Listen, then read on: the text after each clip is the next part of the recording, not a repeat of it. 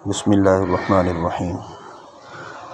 سورۃ البقرہ آیت نمبر 177 کا اگلا حصہ، جس کا عنوان ہے مال کے مستحق افراد اور انہیں مال دینے کے فضائل۔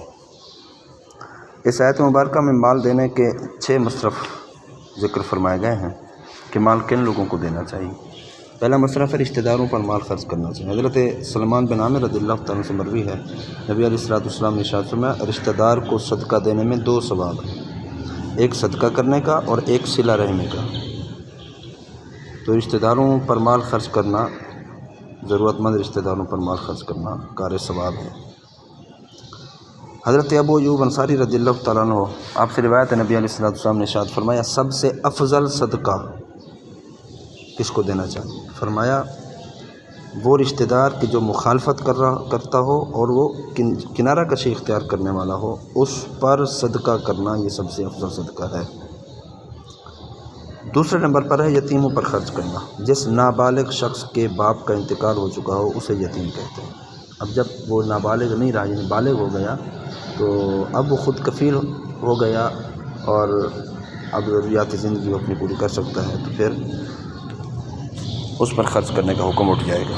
حضرت سہل بن سعد رضی اللہ تعالیٰ عنہ سے روایت ہے، رسول اللہ صلی اللہ علیہ وسلم نے ارشاد فرمایا، جو شخص یتیم کی کفالت کرے، میں اور وہ کفالت کرنے والا دونوں جنت میں ہوں گے۔ اور فرمایا دونوں جنت میں اس طرح ہوں گے کہ نبی علیہ السلام نے کلمے کی انگلی اور بیچ کی انگلی سے اشارہ کیا اور دونوں انگلیوں کے درمیان تھوڑا سا فاصلہ تھا۔ تیسرے نمبر پر مسکینوں پر خرچ کرنا۔ حضرت ابو ہریرہ رضی اللہ تعالیٰ عنہ سے روایت ہے، رسول کریم صلی اللہ علیہ وسلم نے ارشاد فرمایا، مسکین وہ نہیں کہ جو لوگوں میں گھومتا رہتا ہے اور ایک لقمہ یا 2 لقمہ، 1 کھجور یا 2 کھجور لے کر چلا جاتا ہے۔ صحابہ کرام نے عرض کیا، یا رسول اللہ، پھر مسکین کون؟ ارشاد فرمایا، جس کے پاس اتنا مال نہ ہو جو اس کی ضروریات سے اسے مستغنی کر دے،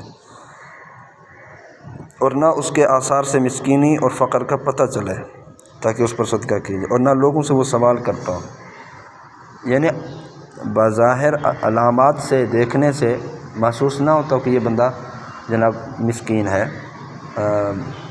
یہ پڑوس میں، رشتہ داروں میں، ذو اقربا میں نظر کرنے سے پتہ چل جاتا ہے کہ کس کی ذرائع آمدن کیا ہے، اخراجات کتنے ہیں، کتنا آمدن کتنی ہے۔ ان تمام چیزوں کو دیکھ کر اس کا اندازہ لگایا جا سکتا ہے۔ حضرت ابو ہریرہ رضی اللہ تعالیٰ عنہ سے روایت ہے، رسول اللہ صلی اللہ علیہ وسلم نے ارشاد فرمایا، 1 لقمہ روٹی اور 1 مٹھی خرما اور اس کی مثل کوئی چیز جس سے مسکین کو نفع پہنچے، اس کی وجہ سے اللہ تعالیٰ 3 شخصوں کو جنت میں داخل فرمائے۔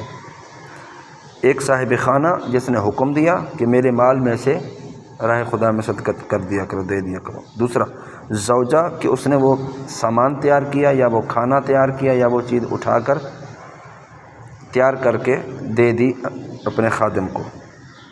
تیسرے نمبر پر خادم کہ جو مسکین کو دے کر آتا ہے، یعنی وہ سامان خادم نے اٹھایا، نوکر نے اٹھایا اور وہ فقیر کے ہاتھ تک دے کر آیا، تو فرمایا وہ گھر کا مالک بھی جنتی، اس کی زوجہ بھی جنتی، کیونکہ اس نے کھانا تیار کر دیا، سامان وغیرہ تیار کر کے دیا، اور وہ خادم، وہ نوکر جو اٹھا کر فقیر تک پہنچایا، وہ بھی جنتی۔ پھر حضور پر نور صلی اللہ علیہ وسلم نے ارشاد فرمایا کہ حمد ہے اللہ کے لیے جس نے ہمارے خادموں کو بھی نہیں چھوڑا، یعنی انہیں بھی رحمت سے محروم نہ چھوڑا۔ تو دیکھیں، 1 مٹھی کھجور دے دینا یا 1 روٹی دے دینا یا روٹی کا 1 لقمہ دے دینا، اس دور میں اس کی کیا حیثیت ہے، کتنا خرچ ہوتا ہے اس پر، لیکن اس کا ثواب دیکھیں کہ حکم کرنے والا بھی جنت میں، تیار کرنے والا بھی جنت میں، لا کر دینے والا یعنی فقیر تک پہنچانے والا وہ بھی جنت میں۔ چوتھے نمبر پر ہے مسافروں پر خرچ کرنا۔ حضرت ابو ہریرہ رضی اللہ تعالیٰ عنہ سے روایت ہے، حضور پر نور صلی اللہ علیہ وسلم نے ارشاد فرمایا، مومن کو اس کے عمل اور نیکی سے مرنے کے بعد بھی 3 چیزیں نفع دیتی ہیں، علم جس کی اس نے تعلیم دی اور اشاعت کی، نیک اولاد جسے چھوڑ کر مرا، یا مصحف جسے میراث میں چھوڑا، یا مسجد بنائی، یا مسافر کے لیے مکان بنا دیا، نہر جاری کر دی، یا اپنی صحت اور زندگی میں اپنے مال میں سے صدقہ نکال دیا جو اس کے مرنے کے بعد اس کو ملے گا۔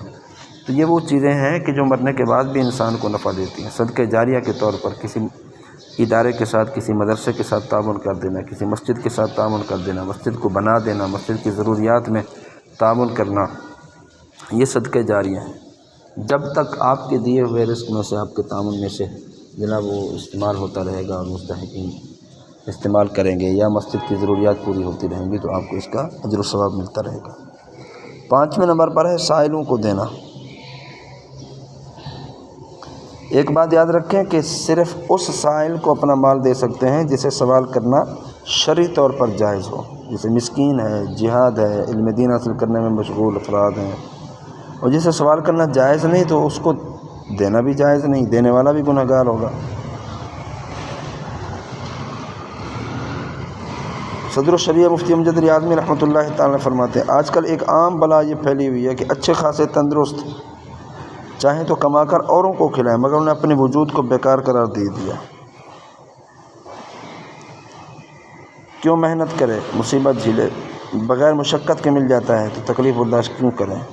ناجائز طور پر سوال کرتے ہیں، بھیک مانگ کر پیٹ بھرتے ہیں۔ بہت سے ایسے ہیں کہ مزدوری تو مزدوری، چھوٹی موٹی تجارت کو ننگوار خیال کرتے ہیں، اور بھیک مانگنا کہ حقیقتاً ایسوں کے لیے بے عزتی اور بے غیرتی ہے، اسے مایہ عزت سمجھتے ہیں۔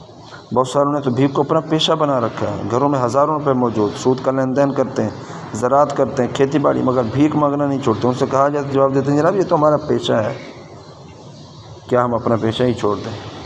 حالانکہ ایسوں کو سوال کرنا بھی حرام ہے، جسے ان کی حالت معلوم ہو اسے جائز نہیں کہ ان کو کچھ دے۔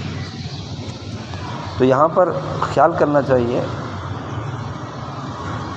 کہ صدقہ فطر یا زکوٰۃ ایسے لوگوں کو نہیں دینی چاہیے کہ جن کے بارے میں ہمیں پتہ نہ ہو کہ یہ شریف فقیر ہیں یا نہیں۔ نفلی صدقے کے طور پر 10 روپے دے دیے، 20 روپے دے دیے، 150 دے دیا، یہ ایک الگ بات ہے۔ اگر یہ رقم ایسے مانگنے والوں کے ہاتھ چلی بھی جاتی ہے تو اس میں کوئی حرج والی بات نہیں ہے۔ ہاں یہ تو ہے کہ اگر وہ ناجائز لے رہے ہیں تو پھر دینا ناجائز ہے۔ اب کئی ایسے لوگ بھی ہوتے ہیں کہ ان ناجائز کرنے والوں میں بعض کا ضرورت مند اور محتاج بھی ہوتے ہیں، تو احتیاط کے طور پر اللہ کے نام پر دے دیا جائے، لیکن یہ نفلی صدقات ہیں۔ واجبی صدقات ایسے لوگوں کو نہ دیے جائیں۔ اگر آپ نے فطرانہ کسی کو دے دیا یا زکوٰۃ دے دی اور پھر وہ مستحق نہ تھا شرعی طور پر، تو آپ کی زکوٰۃ یا فطرانہ ادا نہیں ہوگا۔ تو اس چیز کی خیال کرنا چاہیے، اس کو مد نظر رکھنا چاہیے۔ اللہ تعالیٰ کی راہ میں رضا الہی کی خاطر پیارا مال دینا چاہیے۔ جو مال خود کو پیارا ہے وہ مال اللہ کی راہ میں دینا چاہیے۔ اللہ تعالیٰ نے قرآن پاک میں ارشاد فرمایا وَيُطْعِمُونَ الطَّعَامَ عَلَىٰ حُبِّهِ مِسْكِينًا وَيَتِيمًا وَأَسِيرًا إِنَّمَا نُطْعِمُكُمْ لِوَجْهِ اللَّهِ لَا نُرِيدُ مِنكُمْ جَزَاءً وَلَا شُكُورًا۔ فرمایا وہ اللہ کی محبت میں مسکین اور یتیم اور قیدی کو کھانا کھلاتے ہیں اور کہتے ہیں کہ ہم تمہیں خاص اللہ کی رضا کے لیے کھانا کھلاتے ہیں، ہم تم سے کوئی بدلہ یا شکریہ نہیں لیتے۔ یعنی جو دے دیا راہ خدا میں بس آنکھیں بند کر دیں، رب کے نام پر دیا ہے، یہ نہ دیکھا کہ لینے والا کون ہے یا کس کو دینا ہے، آنکھیں بند کر دی، اللہ کے نام پہ دے دیا۔ تو یہ قرآنی فیصلہ ہے کہ ایسا کرنے والے اللہ کی رضا چاہتے ہیں، تو اللہ کی رضا چاہنے والوں سے جتنا اللہ خوش ہوگا۔ اور فرمایا لن تنالوا البر حتى تنفقوا مما تحبون، تم ہرگز بھلائی کو نہیں پا سکو گے جب تک راہ خدا میں اپنی پیاری چیز خرچ نہ کرو۔ حضرت ابو ہریرہ رضی اللہ تعالیٰ عنہ فرماتے ہیں ایک آدمی نبی علیہ السلام کی بارگاہ میں حاضر ہو کر عرض گزار ہوا یا رسول اللہ صلی اللہ علیہ وسلم کون سا صدقہ ثواب کے لحاظ سے بڑا ہے؟ شاید فرمایا جب تم تندرستی کی حالت میں صدقہ دو تو یہ صدقہ ثواب کے لحاظ سے بہت بڑا ہے،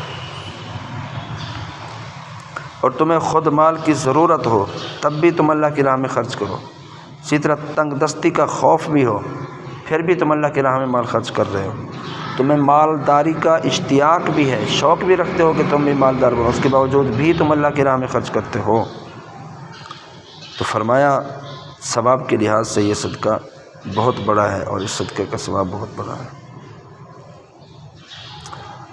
جان گلے میں آپ ہنسیں اور کہیں کہ اتنا فلاں کے لیے، اتنا فلاں کے لیے، حالانکہ اب تو وہ فلاں کا ہو چکا ہے، اب تیرے فیصلہ کرنے کی کوئی ضرورت نہیں ہے۔ رب کے نام پر دینا ہے تو پھر جوانی میں دیں، صحت میں دیں، تندرستی میں دیں، اپنی ضروریات بھی ہوں اس کے باوجود بھی اللہ کے نام پر مال خرچ کر رہے ہیں، تو اس کا جو ثواب کے اعتبار سے وہ صدقہ بہت بڑا ہے۔ وَأَقَامَ الصَّلَاةَ وَآتَى الزَّكَاةَ، نماز قائم رکھے اور زکوٰۃ دے۔ آیت کے اس حصے میں نیکی کا تیسرا اور چوتھا طریقہ بیان کیا جا رہا ہے کہ فرض نمازیں ان کے ارکان و شرائط کے ساتھ ادا کرے اور اس کے مال میں جو زکوٰۃ واجب ہو اسے بھی ادا کرے۔ وَالْمُوفُونَ بِعَهْدِهِمْ، اپنے وعدے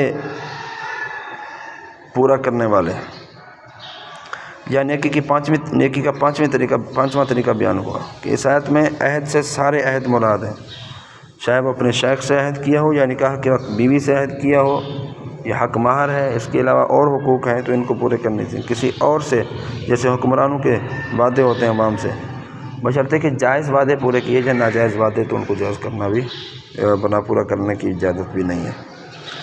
والصابرین فی الباساء والضراء وحین الباس، مصیبت اور سختی میں اور جہاد کے وقت صبر کرنے والے۔ آج کے حصے میں نیکی کا چھٹا طریقہ بتایا، فرمایا فقر و فاقہ ہو، بیماری وغیرہ ہو، مصیبت اور سختی میں گرے ہوئے، راہ خدا میں ہونے والی جنگ میں قتال ہو رہا ہے تو اس وقت صبر کیا جائے، یہ قرآنی فیصلہ ہے۔ آخر میں ارشاد فرمایا اولئک الذین صدقوا واولئک هم المتقون، صحیح عقائد رکھنے والے اور نماز، زکوٰۃ، صدقات کے عامل، صبر کے عادی، وعدے کے پابند اور نیک اعمال کرنے والے ہی اپنے دعوی ایمان میں کامل طور پر سچے ہیں، یہ کفر سے بچتے ہیں، یہ تمام گناہوں سے بچنے والے ہیں۔ اللہ تعالی ہمیں بھی اپنی جان کا، اپنے ایمان کا دعویٰ پر رکھنے کی توفیق عطا فرمائے، ہمیں بھی قرآن و سنت پر عمل، اللہ تعالیٰ کما حق کو عمل کرنے کی توفیق عطا فرمائے۔ ما علینا الا البلاغ المبین۔